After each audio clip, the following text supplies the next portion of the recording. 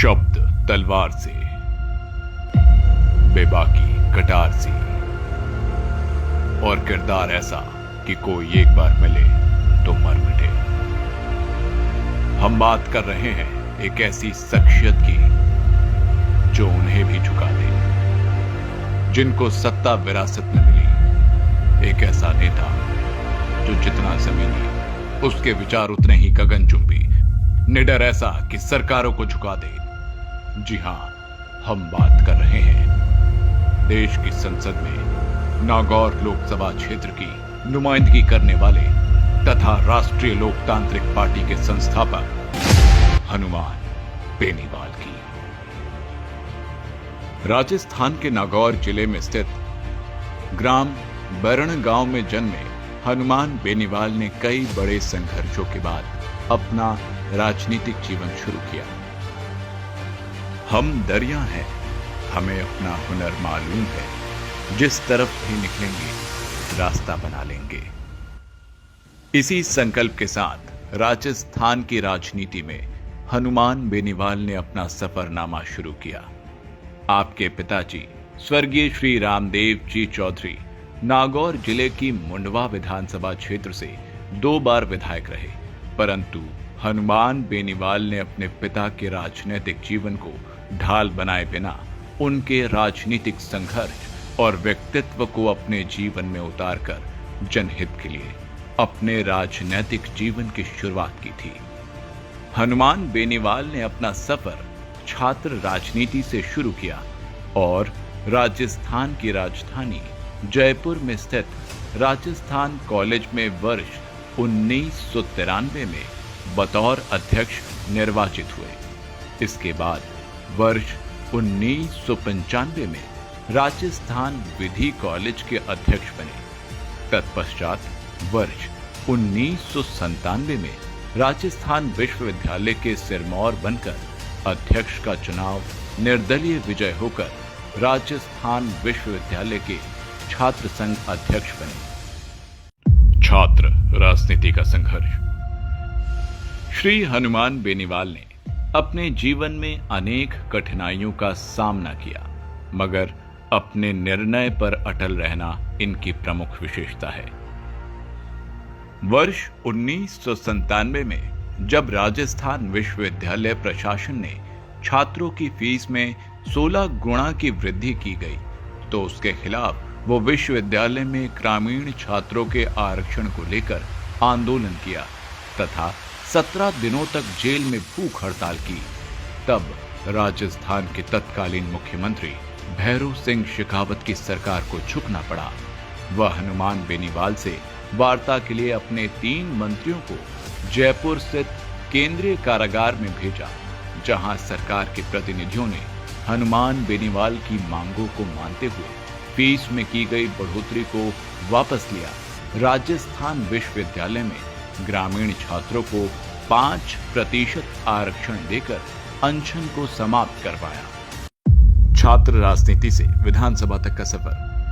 श्री हनुमान बेनीवाल ने नवगठित खियूंसर विधानसभा से 2008 में भाजपा से चुनाव लड़ा और नागौर जिले से रिकॉर्ड मतों से विजय हुए, परंतु पार्टी में सामंतवाद से प्रेरित सोच से अधीन कार्य करने से इनकार कर दिया और राज्य के किसानों के हितों की लड़ाई लड़ने लगे। और प्रदेश में जहां जहां किसान व युवा पर अत्याचार हुआ, वहां वहां हनुमान बेनीवाल उनकी आवाज बनकर पहुंचे और किसानों तथा युवाओं के दिल में विशेष जगह बनाई। पार्टी की विचारधाराओं के ऊपर उठकर उन्होंने सड़क से लेकर संसद तक लड़ाई लड़ी और वर्ष 2013 के विधानसभा चुनाव में खियूंसर से निर्दलीय प्रत्याशी के तौर पर चुनाव लड़ा। जनता ने खियूंसर से भाजपा और कांग्रेस दोनों पार्टियों को नकार दिया और हनुमान बेनीवाल खियूंसर से भारी मतों से विजयी हुए। इनकी लोकप्रियता का अंदाजा इसी बात से लगाया जा सकता है कि वर्ष 2013 विधानसभा चुनाव में तत्कालीन गुजरात के मुख्यमंत्री व वर्तमान प्रधानमंत्री श्री नरेंद्र मोदी जी ने खियूंसर क्षेत्र के कुचेरा कस्बे में जनसभा भी की। इसके बावजूद भारतीय जनता पार्टी व कांग्रेस के प्रत्याशियों को भारी मतों से पराजय का सामना करना पड़ा। व्यवस्था परिवर्तन के लिए जन आंदोलन की शुरुआत और आरएलपी का गठन। विधायक रहते हुए हनुमान बेनीवाल ने राजस्थान के किसानों, युवाओं के हितों तथा आम आवामों के हक की लड़ाई लड़ने के लिए व्यवस्था परिवर्तन के संकल्प के साथ किसान हुंकार महारैली के रूप में जन आंदोलन की शुरुआत की और 7 दिसंबर 2016 को नागौर जिला मुख्यालय पर, 7 जनवरी 2018 को बाड़मेर जिला मुख्यालय पर, 4 फरवरी 2018 को बीकानेर जिला मुख्यालय पर तथा 10 जून 2018 को सीकर जिला मुख्यालय पर लाखों लोगों की मौजूदगी में इन किसान हुंकार महारैली का आयोजन किया और मुख्य मुद्दे थे किसानों की संपूर्ण कर्ज माफी, कृषि हेतु मुफ्त बिजली, स्वामीनाथन आयोग की संपूर्ण सिफारिशों को लागू करने, टोल मुक्त राजस्थान, बेरोजगारों को स्थायी रोजगार, सरकारी महकमों में रिक्त पड़े पदों को भरने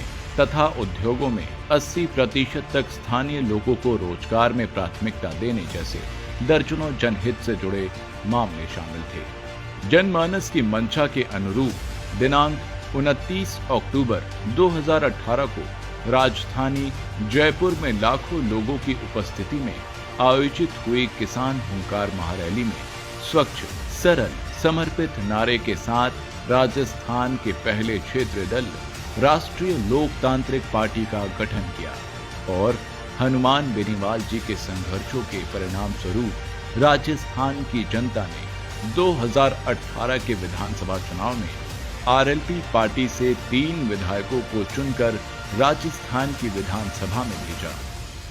वर्ष 2019 के लोकसभा चुनाव से पूर्व केंद्र की सत्ताधारी पार्टी भाजपा ने आरएलपी की ताकत और हनुमान बेनीवाल के तेवर को देखते हुए नागौर संसदीय क्षेत्र की सीट आरएलपी के लिए छोड़ दी और हनुमान बेनीवाल नागौर लोकसभा से भारी मतों से विजयी होकर देश की संसद में पहुंचे और नतीजा ये रहा कि हनुमान बेनीवाल तथा आरएलपी की मदद की वजह से राजस्थान की अन्य सभी 24 लोकसभा सीटों पर भाजपा के उम्मीदवार चुनाव जीते, जिनमें से कई लोकसभा सीटों पर हनुमान बेनीवाल के प्रचार की बदौलत किसान वर्ग व उनके चाहने वालों ने लोकसभा चुनाव में भाजपा की डूबती नाव को बचाया।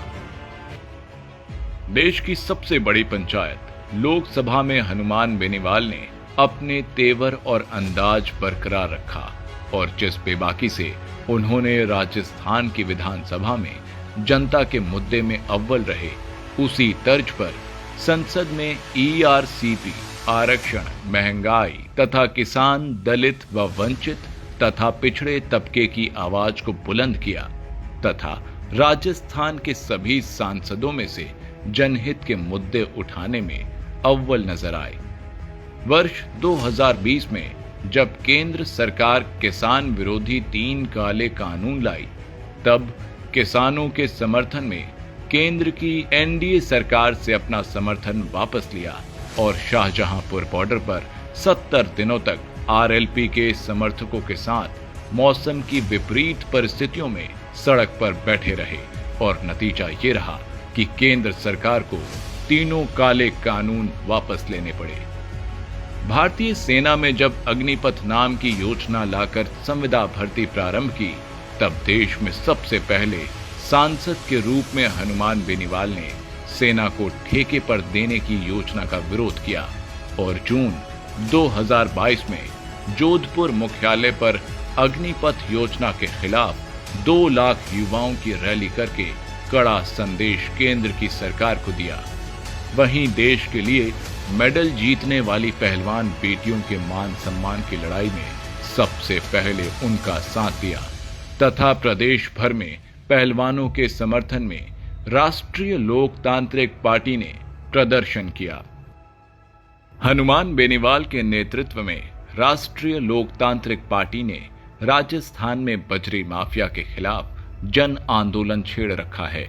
वहीं जालौर के इंद्र मेघवाल प्रकरण थाना गांजी में दलित महिला के साथ सामूहिक दुराचार, अलवर की मुख बधिर बालिका के साथ हुए अन्याय तथा बीकानेर के खाजूवाला में दलित बालिका का सामूहिक दुष्कर्म करके हुई हत्या जैसे दलितों पर हुए अत्याचारों से जुड़े दर्जनों मामलों में प्रखर रूप से दलित हितों की परोपकारी की तथा राजस्थान में किसी भी वर्ग पर हुए अत्याचार तथा अन्याय के मामले में सबसे पहले न्याय की लड़ाई की अगुवाई हनुमान बेनीवाल करते हैं।